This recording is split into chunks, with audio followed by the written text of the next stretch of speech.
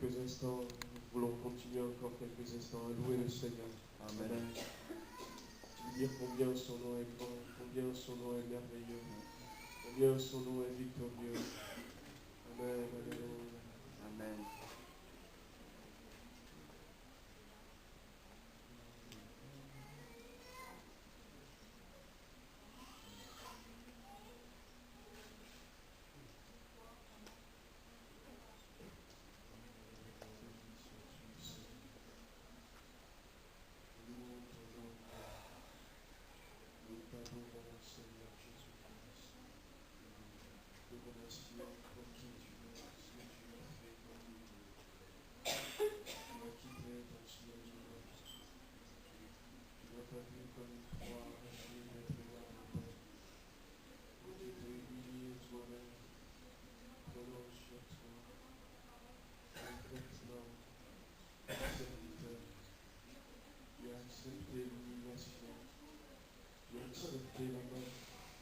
La mort à la croix. Oh Seigneur notre Dieu, nous te bénissons ce matin.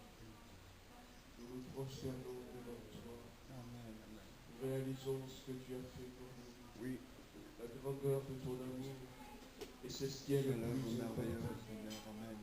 Le plus important, c'est de savoir, alors que le monde nous rejetait pour certains d'entre nous, alors que nous étions méprisés pour certains d'entre nous, alors que nous avions tout un tas de difficultés, Seigneur, tu as vu en nous de la valeur, de l'importance, et tu nous as aimés. Tu nous as aimés à tel point que tu es venu à notre rencontre. Tu nous as tendu ta main, certes une main percée. Tu nous as tendu ton flanc, un flanc percé. Et tu nous as pris, Seigneur, tu nous as scellés contre toi, pour que le sang qui a coulé, l'eau qui a coulé, Amen, amen, amen. Tu as fait de nous des enfants. Alléluia, amen. Oh, nous te bénissons ce matin. Amen. Tu as fait de nous des disciples, Seigneur. Gloire et Alléluia. honneur à toi, Seigneur. Oui. Amen, alléluia. Fais de nous des serviteurs, mon Dieu. Merci, Alléluia. Seigneur. Bénissons. Des adorateurs en esprit, en vérité, mon Dieu. Tony Shalara,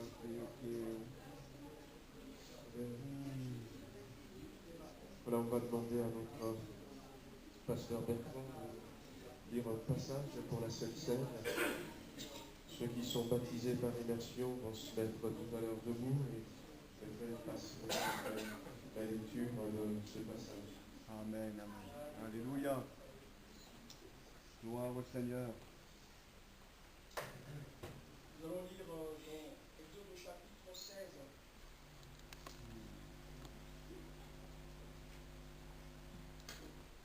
Nous savons bien que les enfants d'Israël, après les avoir délivrés de la main de Pharaon, traversé la mer Rouge, il y avait un temps là où le peuple réclamait.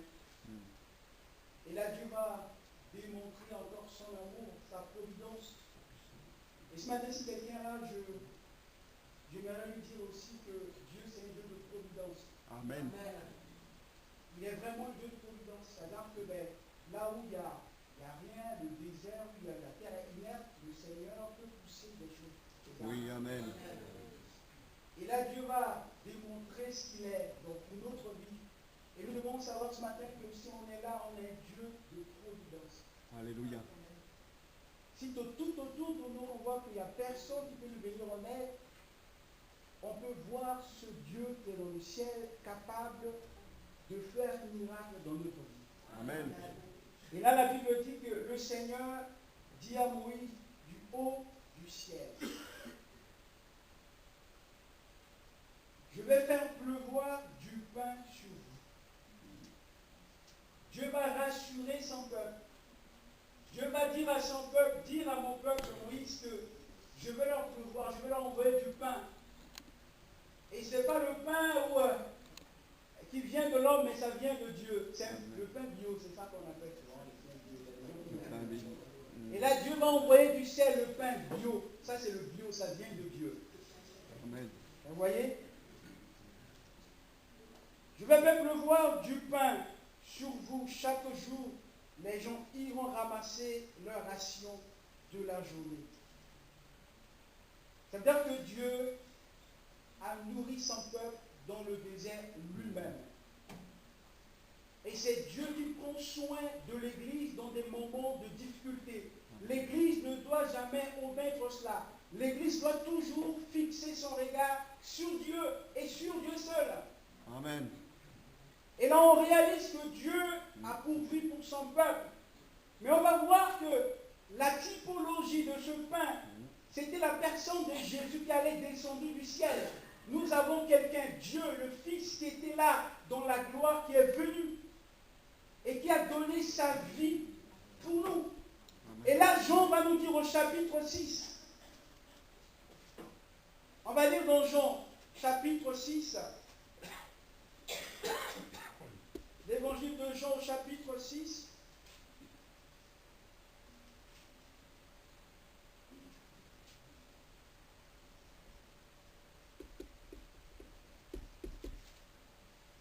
Je viens ce verset.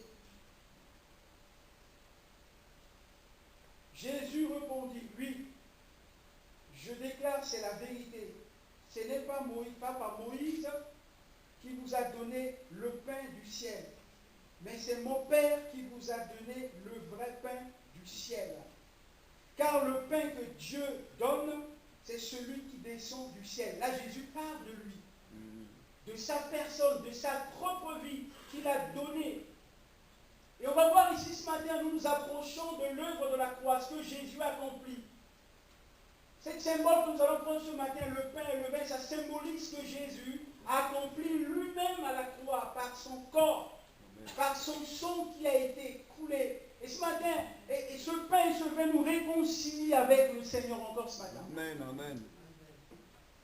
Et Jésus va dire que, car le pain que Dieu donne, c'est celui qui descend du ciel et qui donne la vie au monde. Et c'est Jésus qui a donné sa vie pour nous. Et c'est lui qui est le vrai pain. Oui. Parce que lui, il a donné lui-même ce pain de vie qui est Jésus. Alors ce matin, nous allons nous incliner la tête. Et nous allons lui parler. Ils ont mangé de la manne dans le désert, d'autres sont perdus dans le désert. Mais nous, on mange le pain qui vient du ciel, et Jésus nous conduit à la vie éternelle, nous conduit dans l'éternité. Alors ce matin, on peut être persuadé qu'en approchant de cette table, il nous garde en communion avec le Seigneur. Nous allons incliner la tête. Alléluia. Amen. Nous voulons te rendre grâce, notre Père et notre Dieu, pour l'œuvre de la croix. Amen. Merci pour ton amour. Pour ton amour pour nous, que tu as donné le meilleur de toi-même, qui est ton Fils. Et lui qui était Dieu dans le ciel, il est venu sur la terre. Il a donné sa vie pour nous, Seigneur. Nous voulons te remercier, Jésus, pour ce que tu as accompli à la croix pour nous. Amen. Regarde ce symbole qui représente ce matin ton corps et le sang qui a coulé pour l'humanité, qui a coulé pour le monde entier. Et nous voulons, Seigneur, nous approcher de cette table ce matin en réalisant, Seigneur, de ce que tu as accompli à la croix. Nous te remercions, notre Père, nous te glorifions, notre Père, nous te célébrons, notre Père, nous te magnifions de ce que tu es pour nous. Alléluia. Que toute la gloire te revienne. Bénis ce pain et ce vin. Et que toute personne qui va approcher de ce pain et ce vin puisse encore être renouvelée. Amen. Avec toi. Béni sois-tu ce matin. Dans le nom de Jésus. Amen. Alléluia, amen.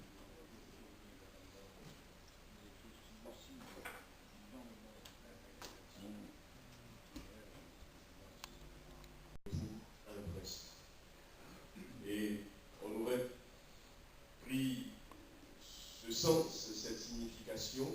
Nous allons commencer notre Bible, nous lirons par un principe et pour un principe, Dieu créa le ciel et la terre. Alors même si ça n'a pas été dit comme ça, nous savons que le monde fonctionne selon des principes. Et dans le livre de Colossiens, l'apôtre Paul dira que Jésus-Christ, c'est le principe qui tient le monde. Dieu est un Dieu de principe. Ce principe, les hommes, à un moment donné, vont lui donner d'autres noms. Par exemple, ils vont donner les en peur. C'est un principe, quand tu lâches quelque chose, eh bien, ça tombe par terre. Et nos jeunes seront bénis si nous prions, parce que nous sommes au temps fixé. Et Dieu a décidé de bénir. Dieu a décidé de bénir. Et le principe est en marche. Si nous, eh bien, nous demandons à Dieu, il va véritablement intervenir. Donc prions pour ce grand rassemblement. Prions pour Philippe Pégan, pasteur qui nous vient de Normandie. Prions aussi pour ce petit groupe qui s'est formé au niveau de l'église de Rive-de-Gier, qui s'appelle Descendre en musique et qui va animer la partie louange. Voilà, que le Seigneur bénisse ces mots. Alléluia. Il y a le Sauveur Tour à Tara. Voilà, donc 11 jeunes qui seront là. Il va y avoir des réunions qui vont être organisées le vendredi soir, le samedi, le dimanche. Il y a un pasteur qui sera avec ces jeunes. Et donc on est en train de redynamiser l'église de Tara. Nos frères et sœurs qui sont là-bas ont besoin de nos prières. Voilà, ont besoin de notre soutien spirituel. Donc pensez également à ce Sauveur. C'est fini. Vente de chocolat. Voilà. Donc, vous le savez, hein, donc, c'est l'avant-dernier dimanche, c'est ça? Voilà, c'est l'avant-dernier dimanche. Il faut que vous commandiez vos choses là et puis que vous achetez pour vos amis. Amen. Hein? Ça peut faire de jolis cadeaux aussi. Donc, n'hésitez pas, il y aura une équipe de nos jeunes qui vont vous attendre dehors. D'accord. Ça, c'est pour la braderie. On avait fait la braderie hier, voilà, pour alimenter aussi les caisses de la GEF. Et donc, voilà, il reste quelques articles qui sont là. Et on vous fait une super offre, moins 50%. Voilà. N'hésitez pas tout à l'heure, je crois qu'il y aura peut-être Marie-Pierre ou quelqu'un qui serait là-bas. Voilà. Je disais la dernière fois aussi, n'hésitez pas à commander les calendriers auprès de la librairie, donc des calendriers, et puis à renouveler vos abonnements. Et la dernière fois, il y avait quelqu'un qui me disait, ça y est, c'est décidé, je lis ma Bible. Alors, je n'avais pas tout à fait compris. Et quand j'avais vu sur la revue Pentecôte, c'est décidé, je lis ma Bible, c'est vrai que le titre m'avait capté, Shalom était à côté de moi, et puis j'ai dit, tiens, je vais voir qui c'est qui a écrit cet article. Ouais, je ne savais pas que c'est moi. Quelle vue m'a surprise, ouais. Voilà, donc c'est une revue donc d'édification, de témoignages, maintenant depuis quelque temps bien coloré. Il y a des articles pour nos enfants, il y a des articles pour nos jeunes, pour nos ados, et l'abonnement c'est une trentaine d'euros, je sais pas, ou une quarantaine d'euros, je n'ai pas par an 11 numéros, donc bien, nous sommes informés aussi des activités de notre mouvement. Quand les pasteurs sont reconnus, il y a des témoignages de certains pasteurs, des nouvelles de quelques églises, donc c'est bien fait. Donc si vous n'êtes pas abonné, eh bien vous pouvez l'être. L'abonnement part au 1er janvier, donc allez voir à la librairie pour vous abonner. Voilà, donc avant d'ouvrir la parole de Dieu ce matin, vous remercier, continuez un peu encore dans les annonces. Pour cette semaine, on était en convention d'automne, donc tous les 6 mois, on se retrouve, tous les pasteurs des Assemblées de Dieu de France. Donc on se retrouve début octobre pour notre rencontre, c'est plus un séminaire, parce qu'il y a beaucoup plus de choses spirituelles qu'on voit au mois d'octobre, début octobre. Et puis fin mars, chaque année, fin mars, on se retrouve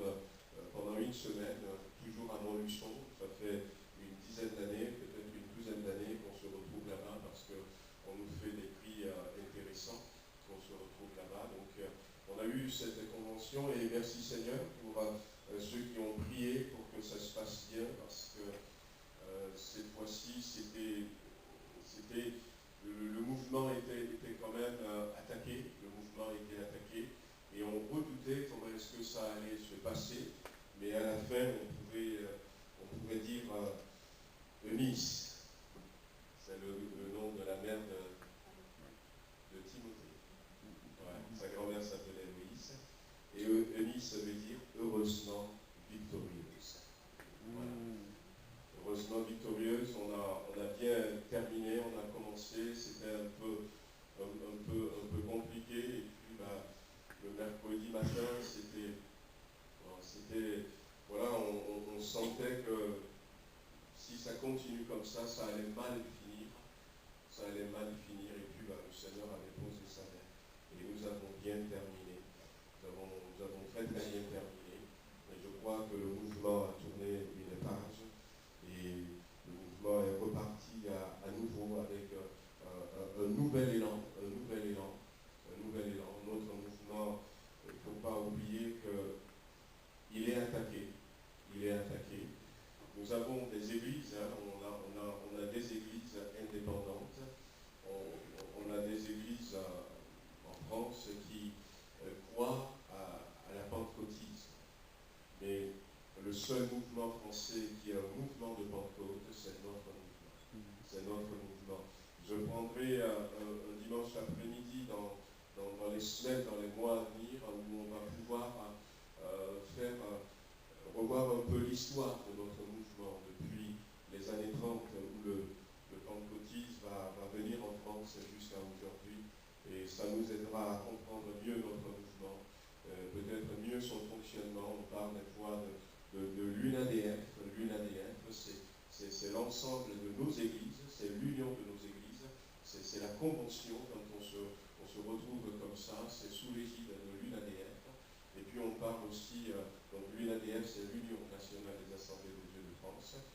Et on a aussi la FNADF, la fédération, nous avons notre fédération, la Fédération des assemblées de Dieu. Et l'UNADF va regrouper toutes nos églises, c'est notre association cultuelle, comme on dit. Et la FNADF, c'est notre association plus culturelle. La fédération va regrouper les départements, la GEF par exemple, l'ITB qui est aussi notre école biblique, voilà, la FNADF, l'AEP qui va travailler des fois dans des pays étrangers dont je fais partie. Eh bien, voilà, on va regrouper tout ça avec les églises dans une fédération qui s'appelle la FNADF. Mais vous n'êtes peut-être pas encore au courant, nous on parle encore de France Sud, on parle de France Nord, on a 12 régions pastorales, voilà, 6 dans le sud et 6 dans le nord, et je prendrai un temps et puis je vous expliquerai un peu tout ça, et vous connaîtrez mieux notre mouvement, le mouvement à laquelle nous appartenons. Pendant ce congrès, le mouvement avait prononcé l'exclusion de 2 pasteurs. Voilà, donc on a prononcé l'exclusion de 2 pasteurs. Il faut savoir qu'il y a toute une organisation. Les régions, quand il y a des difficultés, que ce soit dans une église, que ce soit par rapport à un pasteur, on n'est pas des pasteurs indépendants. Et puis il y a tout un processus qui est enclenché. On a un comité de recours constitué par des pasteurs sur le plan régional, sur le plan national, qui vont essayer d'aider quand il y a une situation, et puis malheureusement des fois eh bien, on est amené à prononcer l'exclusion de pasteurs qu'on estime que peut-être la doctrine ne correspond plus à la doctrine des assemblées de Dieu. Des fois c'est pour faute morale, voilà, des fois c'est pour voilà, diverses raisons en tout cas. Et puis quand la décision est prise dans la région, après avoir fait les démarches nécessaires, la région informe le national, et le national aussi va essayer d'apporter des solutions, et quand il n'y a pas de solution, quand on se retrouve ensemble comme ça, eh bien, il est prononcé la décision finale. Voilà. Il y a des pasteurs qui, à un moment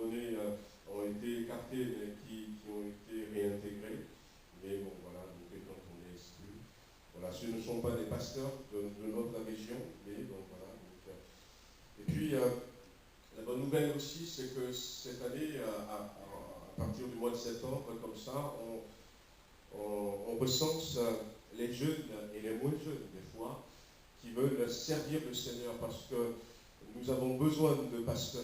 Nous avons besoin de pasteurs.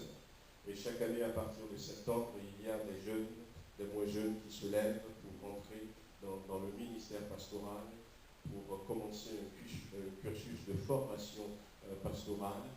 Et cette année, nous avons en tout 48 jeunes et moins jeunes qui se sont levés. Nous sommes très contents parce que c'est la première année où nous avons autant de personnes. Autant de personnes. Et nous voulons prier que ça continue. Nous en avons 5 ou 6 dans notre région, 5 ou 6 personnes, et puis un peu plus dans le nord, où on est à 22, dans France Sud, et puis France Nord, 26 personnes. Et voilà, donc c'est tous des sujets de prière aussi, voilà, pour que ces jeunes puissent aller jusqu'au bout. Que le Seigneur soit béni. Amen. Amen, amen. Voilà, on va maintenant ouvrir la parole de Dieu. J'aimerais partager donc, avec vous encore une partie de ce que nous avions vu quand nous étions en jeûne et prière, puisque c'était toute une semaine, et le Seigneur m'avait donné quelques pensées qu'on avait partagées avec ceux qui étaient là, et j'aimerais que toute l'Église soit au bénéfice de ces pensées que nous avions partagées. On va aller dans le livre de Malachie, au chapitre 1er.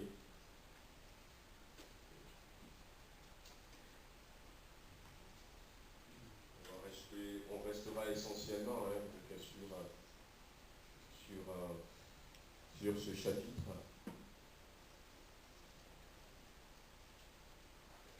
Malachie, chapitre 1er. On peut lire à partir du verset 1. Dans un premier temps, on peut, verset 1 à 3, oracle la parole de l'Éternel à Israël par Malachie. Je vous ai aimé, dit l'Éternel. Et vous dites, en quoi nous as-tu aimés? Ésaü n'est-il pas frère de Jacob, dit l'Éternel. Cependant, j'ai aimé Jacob et j'ai eu de la haine pour Ésaü. J'ai fait de ses montagnes une solitude, j'ai livré son héritage aux chacals du désert. On peut continuer encore un tout petit peu, jusqu'au peut-être au verset 5. Le verset 4, si Édom c'est l'autre nom d'Ésaü, si Ésaü dit, nous sommes détruits, nous releverons les ruines, ainsi parle l'Éternel des armées, qu'ils bâtissent, je renverserai, et on les appellera pays de la méchanceté, peuple contre lequel l'Éternel s'est irrité pour toujours. Voilà, donc peut-être avant de partager un peu ce que le Seigneur a mis sur mon cœur, que j'avais partagé déjà en jeûne et prière, on va encore demander sa grâce. Nous voulons, Seigneur, remettre cette parole entre tes mains. Tu sais, Seigneur, ce pourquoi tu nous as parlé, tu nous parles ainsi. Et ce que nous voulons, Seigneur, c'est que ton objectif soit atteint dans nos cœurs. Merci de nous donner une oreille qui écoute et de m'aider, Seigneur, également dans l'apport de ce que tu as placé sur mon cœur, dans le beau et précieux nom de Jésus-Christ. Amen.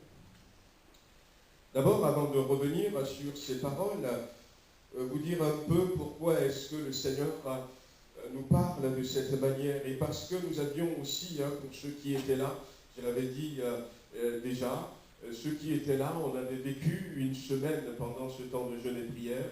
On avait vécu une semaine particulière, une semaine bénie. On était bénis. Pour ceux qui étaient là, on était bénis.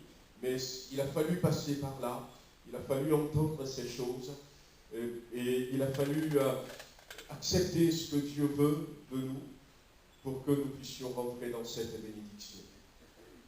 Le Seigneur est en train de passer à côté de la France. L'Éternel Dieu passe à côté de la France. Et en ce moment même, à l'heure où je suis en train de parler, on ressent les vagues de sa présence, de son mouvement, de ce déplacement à côté de la France. Il y a dans notre nation depuis quelque temps, eh bien, un frémissement qui se fait ressentir.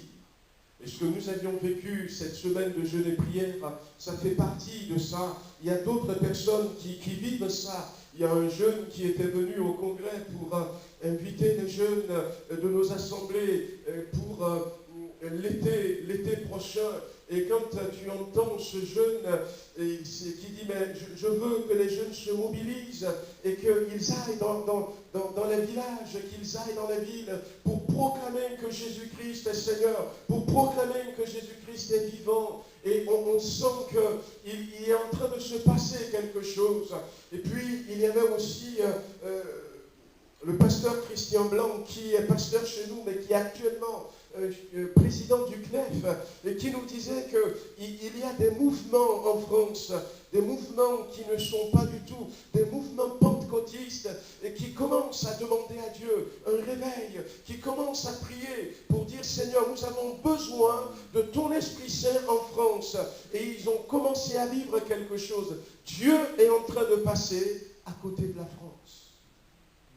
Ça fait une vingtaine d'années qu'il y avait des prophéties qui revenaient et qui nous parlaient d'une visitation puissante de Dieu en France. J'ai partagé ça dans la semaine avec une personne. Et ce matin, il m'envoie un enregistrement qui avait été fait en France en 2016, où il y avait une personne qui disait dans cet enregistrement, eh bien, Dieu va visiter la France. Et je sais que ça va venir. Et nous sommes sur le point de vivre cela.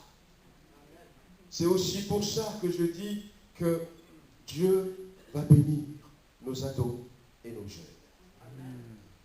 Il va bénir nos ados et nos jeunes. J'aurais pu prêcher un autre message ce matin, mais dans une parole que nous avions reçue, je dis en fin de matinée, alors que les pasteurs étaient là, nous avions reçu des paroles, et puis il y avait deux paroles importantes. Une qui va rappeler ce que je dis en ce moment, mais qui va dire, attention, attention, la volonté de Dieu, c'est que Dieu s'arrête, qu'il ne passe pas simplement à côté de la France, que ce ne soit pas simplement ce que nous commençons à vivre, et puis que ça s'éteigne. La volonté de Dieu, c'est qu'il s'arrête en France. La volonté de Dieu, et je vous l'avais déjà dit, c'est que toutes ces prières qui sont montées devant le trône de Dieu, depuis les Huguenots, la Saint-Barthélemy, que ces prières soient exaucées. Et je disais la dernière fois que nous, on vit sur terre. Et nous pouvons dire, il y a 10 ans, nous pouvons dire, eh bien la Saint-Barthélemy a eu lieu, il y a 500 ans, nous pouvons le dire. Nous pouvons dire, eh bien, ça s'est passé en l'an 1800, nous pouvons dire tout ce que nous voulons. Mais Dieu, il est dans l'éternité, il est dans l'éternel présent. Chez Dieu, il n'y a pas d'hier, il n'y a pas de demain, il y a toujours un présent. Amen. Nous pouvons dire, ben, tiens, j'ai fait monter ma prière vers Dieu il y a 10 ans de cela. Mais Dieu, il ne dira pas il y a 10 ans, parce que Dieu, chez lui, il n'y a pas le temps. La prière que j'avais fait monter est toujours là, devant lui. Devant lui. Et il est sur le point d'exaucer ces cris qu'ont poussé ceux qui nous ont précédés et qui ont souffert et qui ne voulaient pas que la France restait comme ça. On a eu cette parole qui nous avait été apportée en disant que, eh bien, attention, il ne faut pas laisser Dieu passer.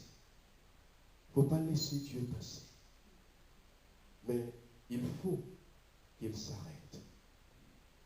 Il faut qu'il s'arrête. Et quand il va s'arrêter, bien aimés, nous allons voir la France visiter. Nous allons voir la France visiter. Et puis, quelqu'un d'autre était venu, va dire, mais cette parole,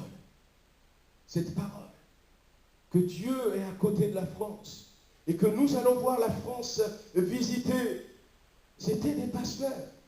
Il a dit, mais cette parole, mais je ne voulais pas parler ce matin, mais parce qu'il y a cette parole qui a été donnée, eh bien, Dieu a mis une pensée dans mon cœur, une pensée qui va compléter cette parole. Et ce pasteur va dire, la première fois où j'ai entendu cela, il y a 20 ans en arrière, c'était en Andorre-la-Vieille. Après, c'était dans l'assemblée à Ariège. Après, c'était à Bordeaux. Et il va rappeler qu'il va entendu cette promesse. Mais ce que Dieu veut que je rajoute, c'est maintenant le temps fixé. C'est maintenant que Dieu veut visiter la France. C'est maintenant. C'est maintenant. Et dit, mais ça ne va plus tarder. C'est maintenant ça va s'accomplir. Même si je l'ai entendu il y a 20 ans en arrière, ici à gauche, à droite, mais maintenant, je sais que ça va s'accomplir. Nous sommes dans un temps prophétique pour la France. Et je réfléchissais à ce qui avait été dit en disant, il ne faut pas que Dieu passe à côté. Et je sais que ce que j'avais partagé déjà, eh bien, c'est des comportements qui peuvent faire que Dieu passe à côté. Alors, de deux choses à l'une. Soit les églises ne saisissent pas cette parole prophétique et ne font pas ce qu'il faut faire pour que la manifestation de Dieu soit là en France, que nous voyons des barrières brisées, que nous voyons des forteresses détruites, que nous voyons le salut de Jésus-Christ venir. Avec Maggie, on avait travaillé avec une organisation chrétienne américaine. Et à un moment donné, dans cette organisation, on avait cru en Dieu et on s'était lancé le défi d'amener au Seigneur Jésus-Christ, un peu partout dans le monde, 1 milliard de personnes. Et on s'était donné 10 ans pour le faire. Et nos prières, notre engagement, notre consécration allaient dans ce sens. Il fallait se déplacer pour aller là où sont ce milliard de personnes à atteindre. Mais en 6 ans, Dieu a permis. Chaque fois quand on faisait des réunions et qu'on disait qui c'est qui veut donner son cœur à Jésus, il venait et puis on les compte. On met le nombre. Seigneur, merci aujourd'hui, tu as permis que 100 personnes viennent sur le milliard que nous voulons atteindre. Mais nous ne voulons pas baisser les bras. Nous voulons faire ce qu'il nous faut. Et en 6 ans, eh bien, nous avions pu atteindre un peu partout dans le monde. Il y avait des Jordaniens parmi, il y avait des Indonésiens parmi, il y avait des Indiens, des Togolais, des Ivoiriens, des Nigériens, des Ghanéens, des Béninois, là où on pouvait aller, des Américains. On allait. Et j'avoue qu'on avait vu la gloire de Dieu se manifester. Alléluia. On a vu la gloire de Dieu se manifester. Soit l'Église saisit cette vision, l'Église en France saisit cette vision, et puis la France est véritablement visitée, et nous allons vivre cela. Nous sommes peut-être 65 millions. Et si Dieu est capable de permettre que nous puissions, nous, atteindre 1 milliard de personnes, qu'est-ce que 65 millions de personnes pour Dieu? Mettez 65 millions à côté de 1 milliard.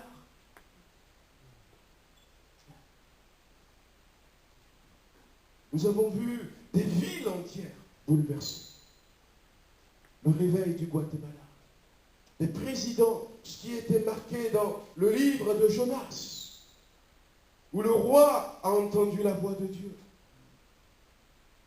Nous avions vu la gloire de Dieu. La gloire de Dieu. Et Dieu veut visiter notre nation. Et ma prière, c'est que les églises de France saisissent cette vision. Mais l'église de France, c'est nous aussi. C'est nous aussi. Ma prière, c'est que nous saisissons cette vision. Donc, soit nous, on fait ce qu'il faut pour que le Seigneur, qui est en train de passer à côté, la Bible dit qu'Abraham va se lever et va courir. Il va se prosterner. Il va dire, Seigneur, ne passe pas à côté de moi sans t'arrêter. Sans t'arrêter. Et ce n'était même pas une Christophanie, c'était une théophanie. C'était Dieu lui-même. Dieu lui-même qui avait pris la forme d'un ange, qui était avec les deux autres, qui étaient là. Il l'a reconnu et il est parti se prosterner devant lui. Et quand il a sollicité, il a dit, s'il te plaît, bon, il n'a pas dit comme ça, Seigneur éternel, ne passe pas à côté de moi sans t'arrêter. Dieu a accepté de s'arrêter. Il a couru. Il avait à ce moment-là 99 ans. Il a couru, il est parti à la maison. Et il a dit à sa femme, vite, prépare quelque chose. Il est parti à l'enclos. Il a attrapé la plus belle, le veau gras. Appelé un serviteur rapidement. Il était là, lui-même. Elle était vite. Parce que Dieu est là. Si nous faisons ce qu'il faut, frères et sœurs, Dieu s'arrêterait. Non seulement il s'arrêterait, mais il pourrait manger avec elle. Est-ce que c'est possible ça? Eh bien, Jésus lui nous dit déjà, je suis à la porte et je suis en train de frapper. Si quelqu'un entend ma voix et s'il m'ouvre, je vais rentrer chez lui. Il est en train de frapper à la porte de qui? À la porte d'une église. C'était à la porte d'une église. Je suis à la porte et je suis en train de frapper. Ça ne s'adressait pas à des païens, à une église, mais il n'était pas à l'intérieur. Si quelqu'un entend et qu'il ouvre, je rentrerai et je mangerai avec lui. Et je mangerai avec lui. Si nous ne faisons pas ce qu'il faut, peut-être qu'il ne s'arrêterait pas pour nous. Peut-être qu'il s'arrêterait ailleurs. Peut-être que la France, tout comme Capernaum, aurait loupé sa visitation.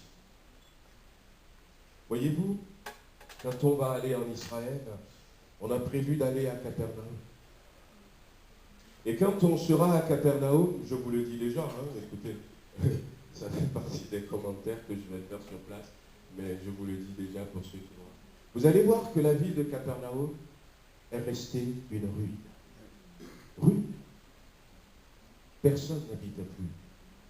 Le village est mort. Mais la ville de Jérusalem est toujours debout. Cana est toujours debout. Nazareth est toujours debout. Il y a des villes, mais Capernaum est ruine.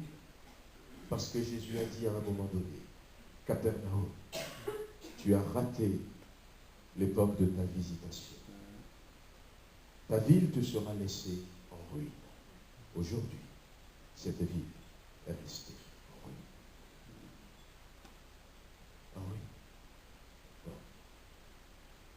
Là où a vécu Pierre, là où a vécu André, là où a vécu Jean. Et si on dessinait sur une carte d'Israël les miracles de Jésus-Christ,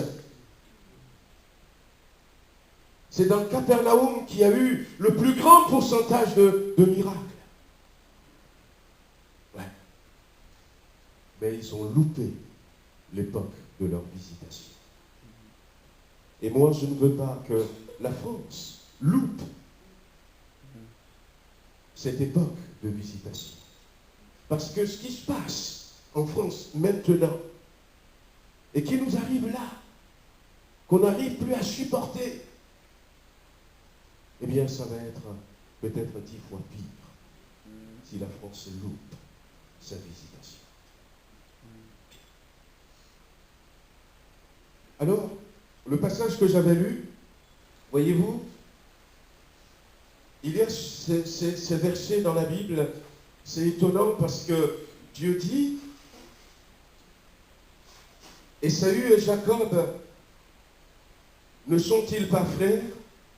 Cependant, j'ai aimé Jacob et j'ai haï, j'ai eu de la haine pour Ésaü.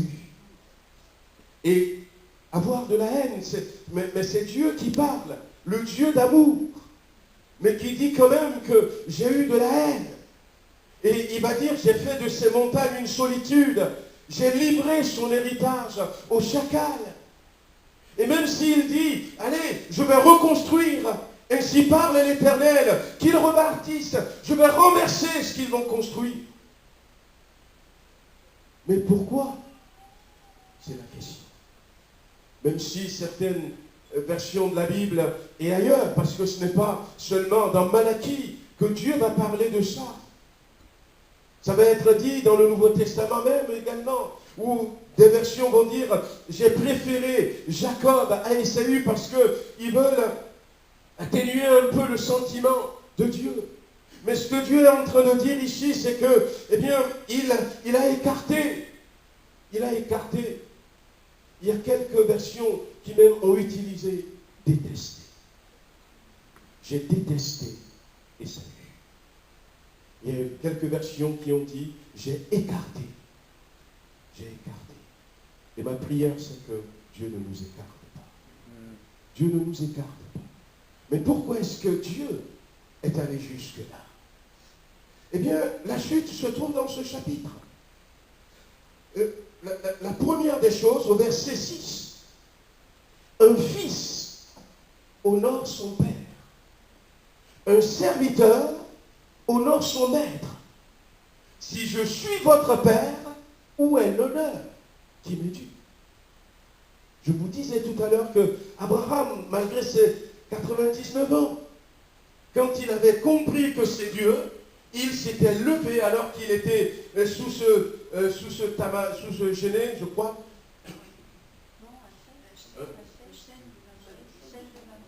Non, attends, on va vérifier. Voilà. Genèse chapitre 18.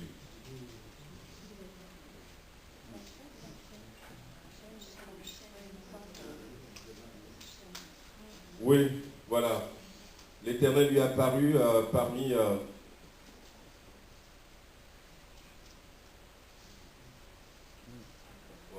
L'Éternel lui est apparu parmi les chênes de Mamré, comme il était assis à l'entrée de sa tente pendant la chaleur du jour. Voilà. C'est bien. On a des Béréens ici. Voilà donc, et la suite, hein, quand il les vit, il courut au-devant d'eux depuis l'entrée de sa tente et se prosternant en terre. Le vieillard, l'homme de 90 ans.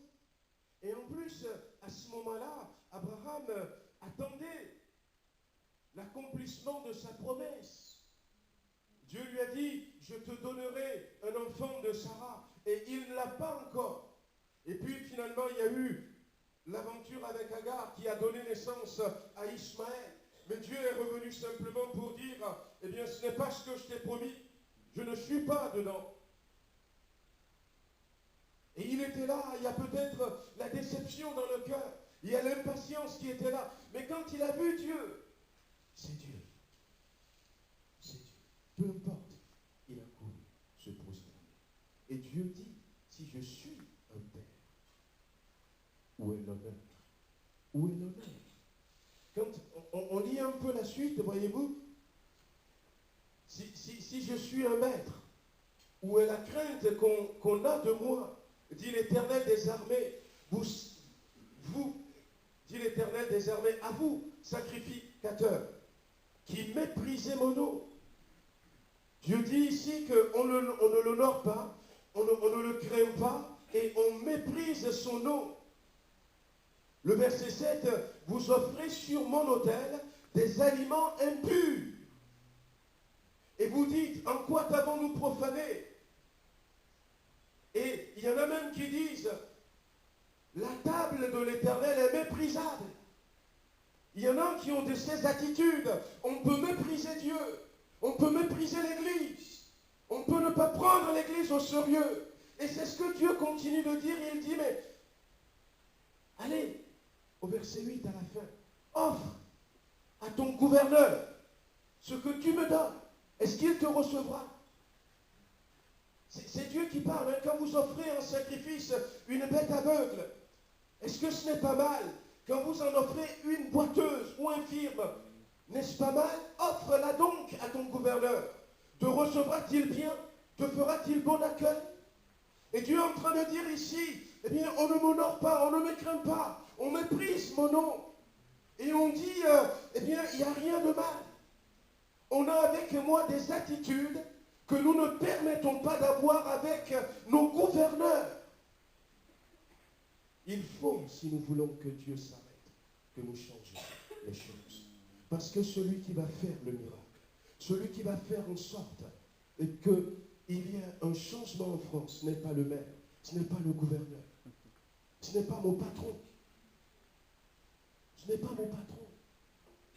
On peut, ça arrive, on peut par exemple arriver à l'église en retard pour rencontrer Dieu, parce qu'il y a quelque chose. Mais si je prends sur moi en disant, ben, c'est l'église, je peux arriver à n'importe quelle heure, eh bien, je n'honore pas Dieu. Je n'honore pas Dieu. Parce que c'est Dieu, 2 heures, dimanche matin. Je ne peux pas programmer mon réveil et même être là avant. Avant. Voyez-vous, Dieu dira. Et c'est ce qui fait qu'il va dire, j'ai eu de la haine. Et c'est ce qu'il est en train de dire au peuple d'Israël. Et il veut bien leur faire comprendre que s'il y a de telles attitudes, vous risquez d'avoir les mêmes conséquences que Ésaü. À un moment donné, j'avais cité ce verset où Dieu dit, je ne mange pas la chair des taureaux. Il va dire ça comme ça à son peuple. Je ne mange pas la graisse des animaux. Parce qu'il y a certains qui disent, allez, je vais faire un sacrifice à Dieu, et puis c'est tout. Ce que demande l'Éternel, c'est que tu respectes, que tu le crées, que tu le respectes. Dieu va leur parler. Il dit, vous offrez sur mon autel des aliments impurs. Et vous savez, la Bible dit que sans la sainteté, personne ne peut voir Dieu. Et la sainteté, ce n'est pas quelque chose de compliqué. Pourquoi? Parce que nous avons déjà été déclarés sanctifiés par Jésus-Christ au travers de sa mort à la croix. Ce qu'on nous demande maintenant, eh bien, c'est continuer de marcher dans cette voie. Et nous avions dit vendredi que nous avons une grande possibilité. C'est la parole. La parole. Nous avons cette possibilité. Dire ce que Dieu dit. Fils de l'homme, j'étais revenu vendredi aussi un peu sur Ézéchiel 37, où il a été dit, fils de l'homme, prophétise.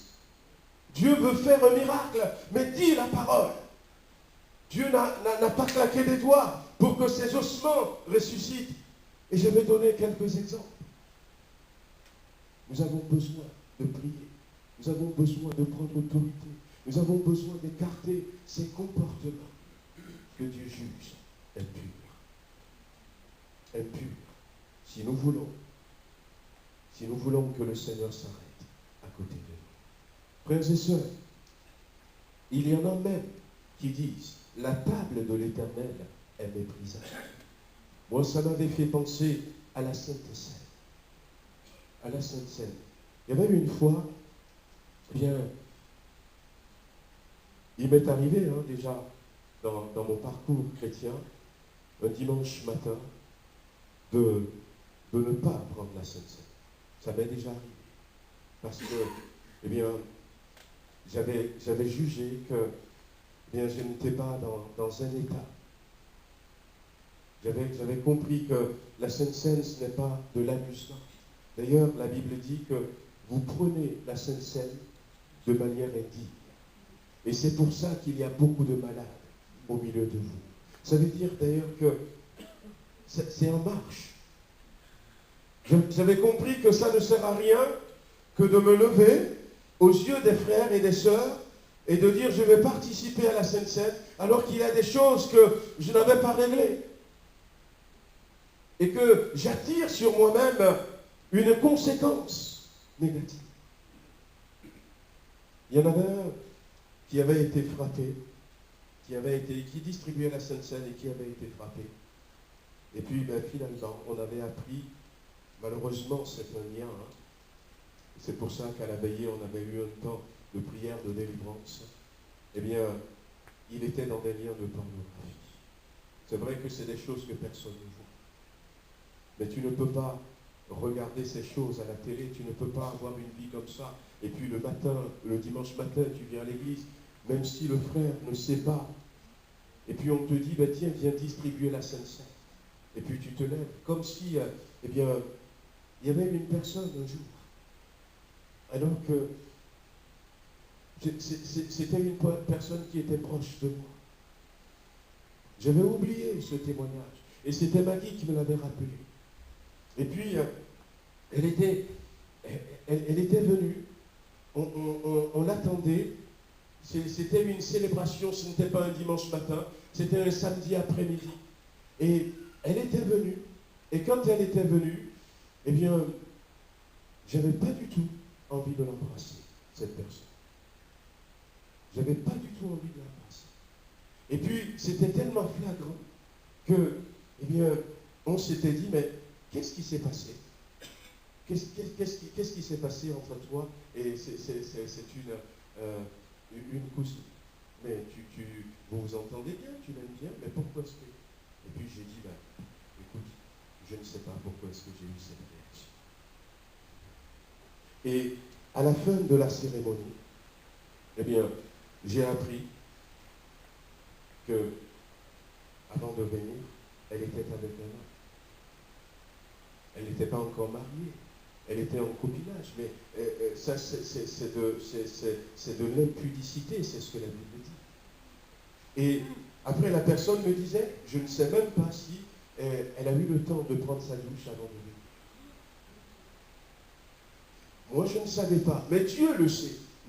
Et alors que j'allais apporter la parole de Dieu, l'Esprit de Dieu qui est en moi ne voulait pas être souillé. Mais il y a d'autres frères et sœurs qui sont là, qui l'ont embrassé, qui l'ont pris dans la main. Mais c'est nous-mêmes, frères et sœurs, qui devons comprendre que nous n'honorons pas Dieu si nous avons de telles attitudes. En attendant que l'Église ait plus de discernement, en attendant que le frère ou la sœur ait plus de discernement pour dire, tu vois, je ne t'embrasse pas, mais c'est nous-mêmes. C'est nous-mêmes. Parce que ça veut dire que le péché, nous donnons plus d'importance au péché que Dieu. Et c'est ce qu'il est en train de dire ici. Vous me méprisez. Vous me méprisez. Vous ne me respectez pas.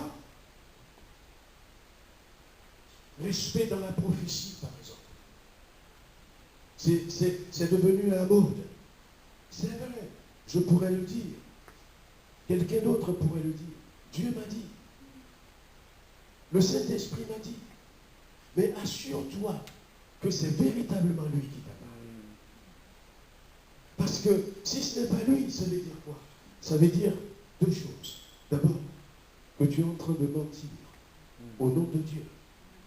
Mais c'est beaucoup plus grave.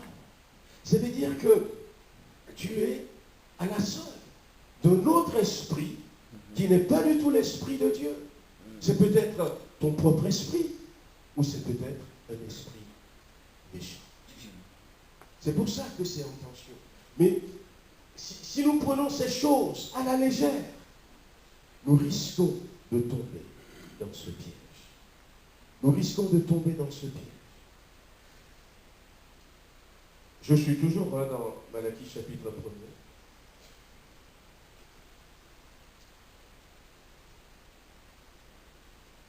Je ne prends aucun plaisir en vous. Je suis au verset 10, au milieu du verset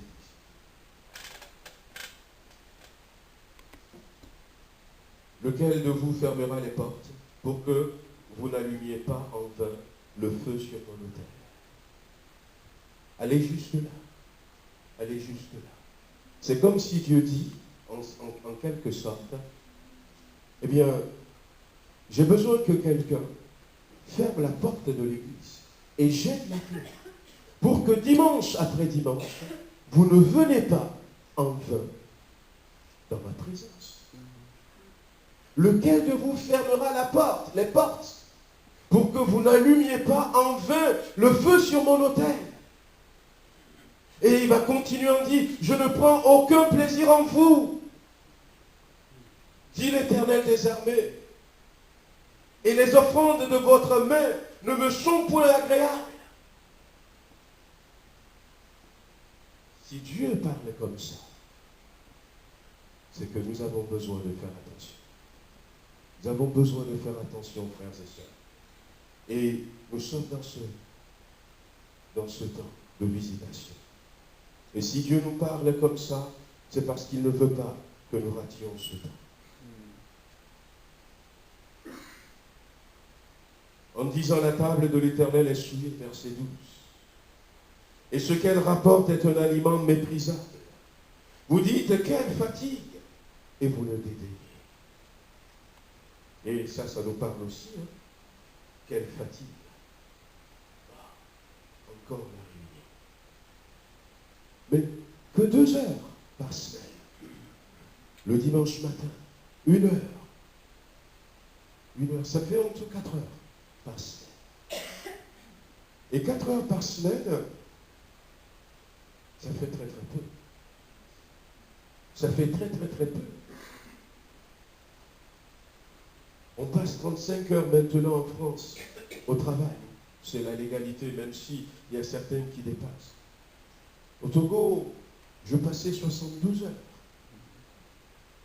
Le double minimum au travail.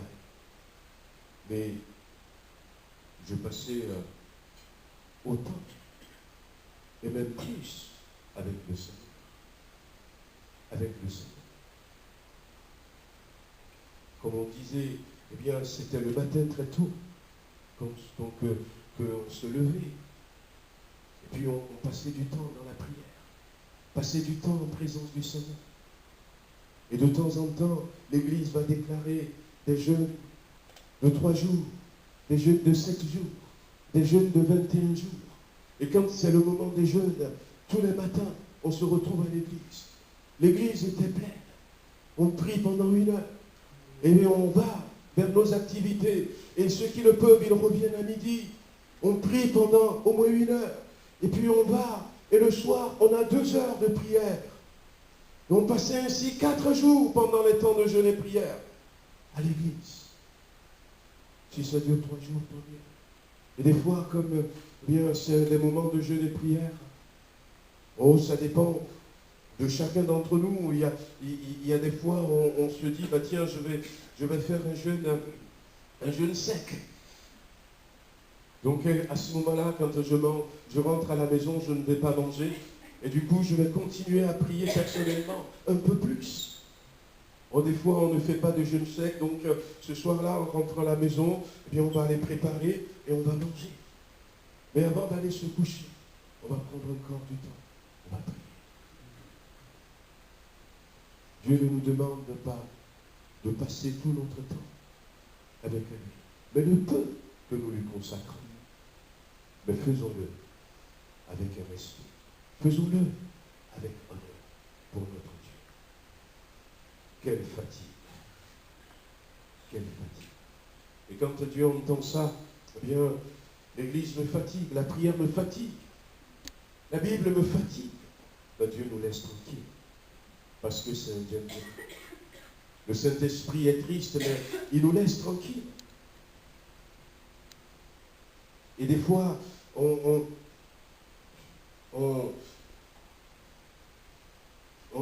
est comme Samson, on est comme Saül. L'Esprit de Dieu n'est plus là, mais il y a quand même quelque chose qui est là. Mais ce n'est plus l'Esprit de Dieu. Bien-aimé, le verset 14, maudit soit le trompeur, qui a dans son troupeau un mâle, et qui voue et sacrifie au Seigneur une bête chétive. Dieu va jusque-là. Dieu va jusque-là. On dit, ben, ce qui est bien, et cette parole, maudit soit le trompeur, qui a dans son troupeau un mâle, et qui donne et sacrifie au Seigneur une bête chétive. C'est ce verset qui a tué Ananias et Saphira. Dans le Nouveau Testament. Ça veut dire que ce que Dieu dit ici, ce n'est pas que l'Ancien Testament. Dans le Nouveau Testament, après que le Saint-Esprit soit venu, il y a eu 2 visitations à ce moment-là. Actes chapitre 2, Actes chapitre 4. Il y a eu 2 visitations. L'Église était née, les gens étaient là. Et puis ils ont décidé de tromper Dieu.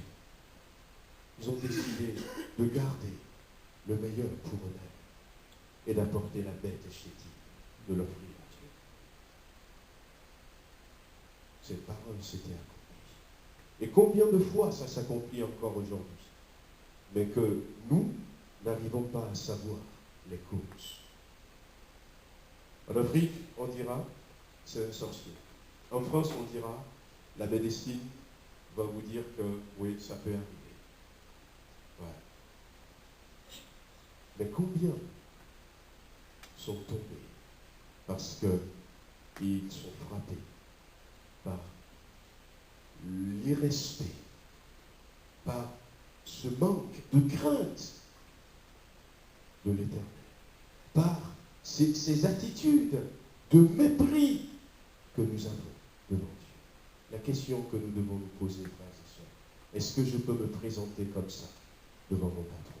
Est-ce que je peux me présenter? Et si Dieu va utiliser le terme gouverneur, est-ce que je peux faire comme ça devant mon gouverneur? Et si je ne le peux pas le faire, pourquoi est-ce que je le fais avec Dieu?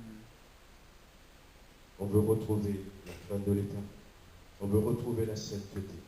Parce que parmi ces 65 millions de personnes que Dieu veut sauver en France, j'ai mon père, j'ai ma mère, j'ai encore des frères et des sœurs qui ne sont pas encore sauvés. J'ai des fils, j'ai des petits-enfants. Et je veux que le Seigneur s'arrête parce que je veux que eux aussi soient sauvés. Amen. Lorsque le Seigneur va venir et s'arrêter en France, bien aimés, nous aurons des guérisons extraordinaires. Je connais des gens dans ce programme que je vous dis. Je connais des gens. On tirait sur eux. Les balles les frappaient et retombaient par terre. Je connais des gens qui ont été voir le gouvernement parce qu'il y avait des situations dans certains pays. Un jour, c'est le gouvernement qui dit, mais qui c'est qui peut nous aider? Et Dieu a permis qu'on soit là, dans ce programme, d'atteindre 1 milliard de personnes. Pour dire, oui, on est là, on peut aider. Et le gouvernement va nous donner les moyens. C'est le papa du roi actuel de Jordanie qui nous avait fait appel. En disant, venez évangéliser la Jordanie. Et qui avait donné l'ordre aux ambassades de Jordanie en Israël, en disant, s'il y a des Juifs qui veulent venir à ce programme, donnez-leur le visa. le roi de la plus grande nation islamique du monde, l'Indonésie. Il a reçu notre délégation. Il a écrit un discours. Il a envoyé quelqu'un qu'il a lu aux chrétiens rassemblés. Je me rappelle de quelques mots de ce discours où il disait aux chrétiens, cette nation est la vôtre. Ne vous laissez pas marcher sur les pieds. Je ne peux pas changer les lois. Mais vous, avec Jésus-Christ, si vous réclamez l'accomplissement de ce qu'il vous a promis, eh bien, on verra l'Indonésie changer. On a vu les choses et nous voulons vivre ça pour la France. Mais ce matin, eh bien, la balle est dans notre camp. Amen. La balle est dans notre camp. Est-ce que nous allons faire ce qu'il faut pour voir cette présence de Dieu s'arrêter sur la France? S'arrêter sur la France. Voyez-vous, il y avait je vais terminer par là. Il y avait cet ouragan on avait eu tellement peur qui a ravagé les Bahamas. C'est quoi encore le nom de cet ouragan? Bon. Qui a ravagé les Bahamas. Voyez-vous, cet ouragan, bien, ça m'avait fait penser à la présence de Dieu. Parce que, non pas dans la destruction que l'ouragan a causée, mais c'est un ouragan qui a un diamètre assez large. Plus de 500 km, ça faisait. Et ça marchait tellement doucement. Ça avançait tellement doucement. On a envie de croire que ça planait pendant un temps au-dessus des Bahamas. Et l'île a été complètement vide. Dieu est en train de passer. Et Dieu est capable de couvrir toute la France. De couvrir toute la France. Il est capable de s'arrêter. Non pas pour détruire. Ou s'il va y avoir destruction, ça va être les forteresses de l'ennemi qui vont sauter.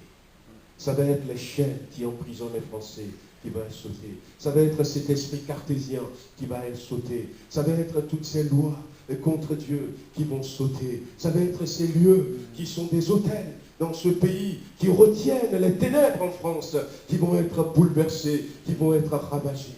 Amen. Et nous voulons cela. On va se mettre debout si vous le souhaitez, et on va prier. On va prier. On veut simplement dire, Seigneur, nous voulons que tu t'arrêtes. T'arrêtes dans notre Église. Que le Seigneur s'arrête sur ta vie, mon frère, ma soeur. Que le Seigneur s'arrête dans ta famille. Que le Seigneur s'arrête dans cette ville de Villefranche. Mais pardonne-moi là où je ne t'ai pas honoré. Là où je ne t'ai pas respecté. Là où j'ai méprisé ton nom. Là où je t'ai offert quelque chose qui est indigne de toi. Pardonne-moi là où je m'étais présenté devant toi de manière légère. Nous voulons demander ce matin à Dieu de nous pardonner. Et aide-moi, aide-moi, aide-moi à faire ce qu'il faut pour que ta présence reste en France. On élève la voix, je sais que certains ont déjà commencé à prier, continuons à prier. Prions quelques instants.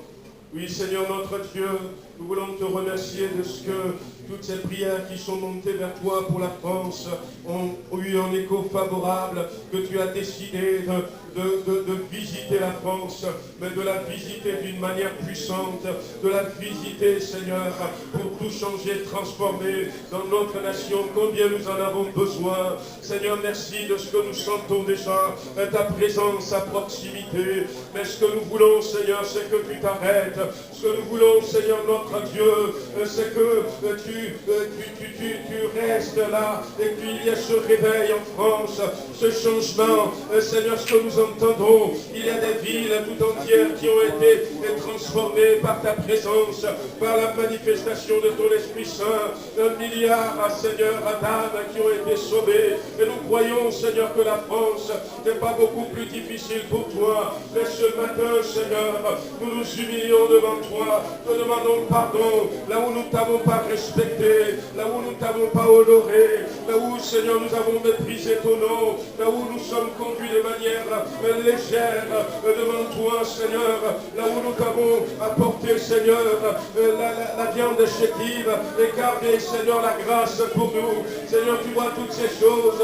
Seigneur, s'il te plaît, pardonne-nous dans le nom de Jésus-Christ et donne-nous, Seigneur, de réaliser que nous sommes les outils que tu veux utiliser pour entraîner ce réveil en France. Nous sommes ces outils, Seigneur, et nous voulons retourner à la prière, nous voulons retourner à la consécration, nous voulons retourner à la sainteté, Seigneur notre Dieu, et voir ta gloire se manifester, Seigneur, dans notre vie, mais également dans ton Église. Seigneur notre Dieu, nous voulons voir ta gloire se manifester dans le beau et précieux nom de Jésus-Christ. Merci, Seigneur. Bénis-nous, Père. S'il te plaît, que ce ne soit pas simplement une prédication, mais donne-nous de prendre une décision et de changer ce qui a besoin de nous. Changer ce qui a besoin de nous. Parce que tu es à côté. Tu es à côté, tu es à la porte. Tu désires rentrer, manger avec nous. Et c'est ce que nous voulons aussi. Merci, Père. Bénis le reste de cette région. Bénis le reste de ces personnes. Pose ta main, Seigneur, sur mes bien-aimés ici présents. Pose ta main sur chacun d'entre nous. Que personne, Seigneur, que personne ne soit mis à l'écart de ce que tu veux faire. Je crois que ce n'est pas toutes les églises qui reçoivent cette parole ces jours-ci, mais parce que tu nous as choisis, parce que tu veux nous utiliser. Alors que personne ne soit à l'écart. Donne-nous de faire ce qu'il faut dans le nom de Jésus. Amen. Alléluia. Amen. Amen, Seigneur. Amen.